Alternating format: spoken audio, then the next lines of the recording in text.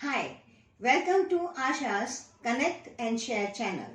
I shall be presenting real situation stories which are psychologically based and commonly observed all around us. I was visiting my friend on her birthday, and after the party we decided to go for a stroll on the terrace. As we entered the terrace, we saw a young man standing on the parapet of the terrace, and it looked like he was about to take a leap. Me and my friend looked at each other and instinctively ran towards him. Clasping his legs, we tightly pulled him down. He fell on the floor but was not injured very badly. Then he stood up and brushed off the dust from his arms and legs. He looked at us angrily and said, "Why did you do this? I don't want to live. I want to end my life, and I don't want you to interfere with my decision." My friend, who is a lawyer, told him, "Do you know it is a crime to end your life, and you cannot commit a suicide?" He did not bother to answer, so I looked into his eyes and asked him, "What is so unbearable that has made you decide to take such a drastic step to end your life?" The young man looked at me angrily and said, "You women don't care and understand about our feelings. You just use us like a commodity, and when your purpose is served, you just throw us away like a garbage in the bin." And then he broke down into tears. I informed him that I am a psychological counselor, and if he is willing, he can talk about his experience. He resisted, saying that what is the use? My friend extended her help and told him, "Why don't you try talking to my friend? She is a very experienced and established counselor, and she might be able to relieve you of your painful burden." He looked at me and said, "I don't think you can help me out, but if you want to try, I don't mind talking to you about it." My friend suggested that we go to her place and she would provide us the facility to conduct the counseling session. We went down with him. He was shivering and was unsteady while walking, but we managed to reach her place. There she made us sit comfortably on the sofa. She went to the kitchen to get some coffee for us, and I started with my interview with him. I told him, as we normally do to all our patients, by assuring them about the confidentiality and the privacy maintained about their case. My friend provided us with a hot cup of coffee, which helped to soothe his nerves. The young man looked at me and said, "Ma'am, my story is very sad and it has affected my life greatly." He could sense the genuineness in my efforts to help him, and then he narrated the following story.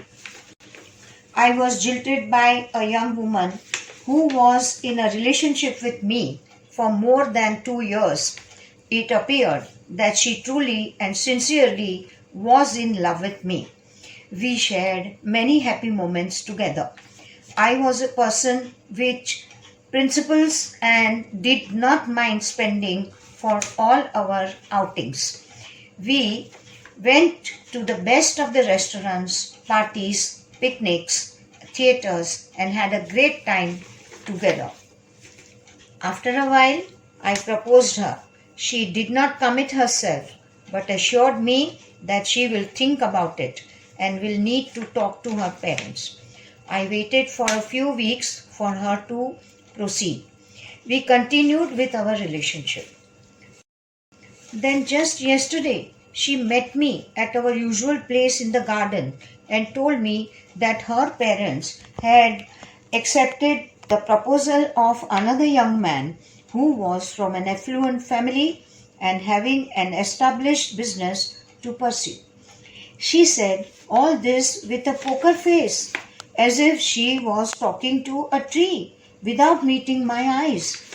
I was stunned, could not speak for a couple of minutes. This was unexpected, devastating, and absolutely shocking. I could not react.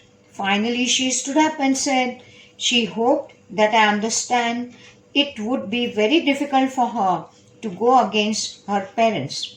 I forced myself, holding my pain within, and told her that she is aware that I am a qualified computer engineer. Very soon I will be getting a job and earning enough to give her the comfortable life that she is expecting.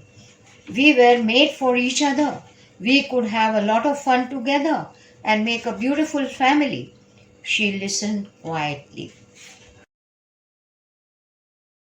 She adjusted her purse on her shoulder and showed no signs of moving off from there. And looking at me, she finally said that maybe I'll get a job and also earn enough and afford a comfortable life, but that would never be comparable to the lavish and luxurious life that she can have by accepting the proposal suggested by her parents.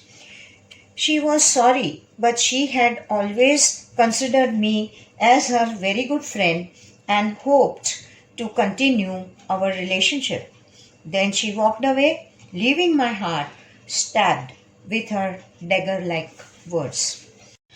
I listened to his story patiently and saw tears rolling down his cheeks. I could feel the pain the young man was experiencing and now flowing out of his mind.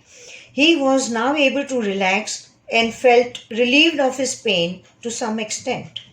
The suicide thought was pushed into the background. He said, "Ma'am, you are very kind, but all women are not like you." I could see that his negative opinions about the women are firmly taking hold in his mind. I proceeded with my counseling skills, trying to build a rapport with him and developing trust in me. I added, saying it was a very unfortunate experience that he went through. I asked him whether the lady in view deserved a sincere, trustworthy, and promising young man like himself.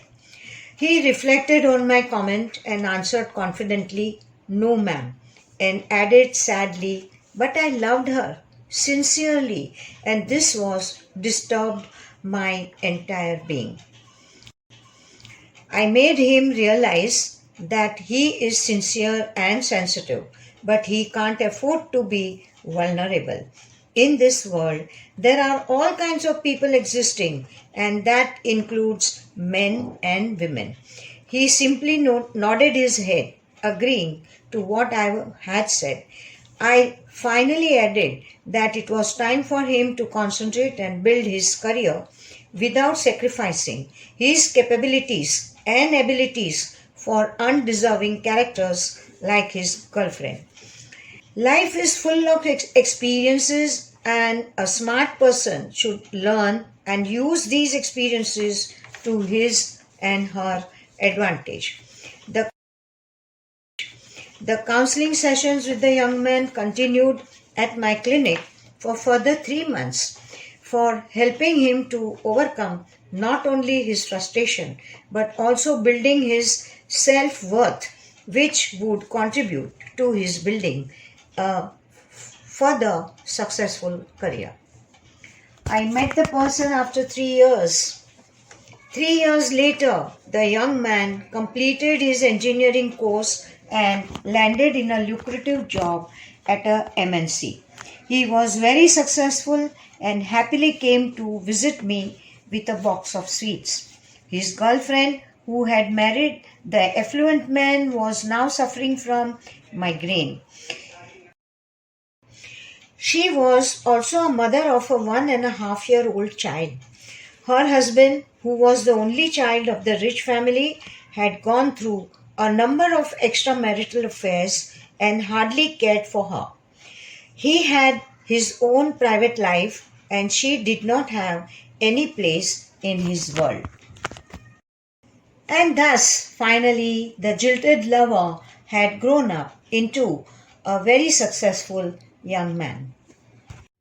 Follow me on Facebook, Instagram, and Twitter. Do like, share, and subscribe to my channel. Click on the bell icon to get further notifications regularly. For any counseling needs for psychological, behavioral, or emotional problems, you may contact me on the numbers displayed. Bye for now.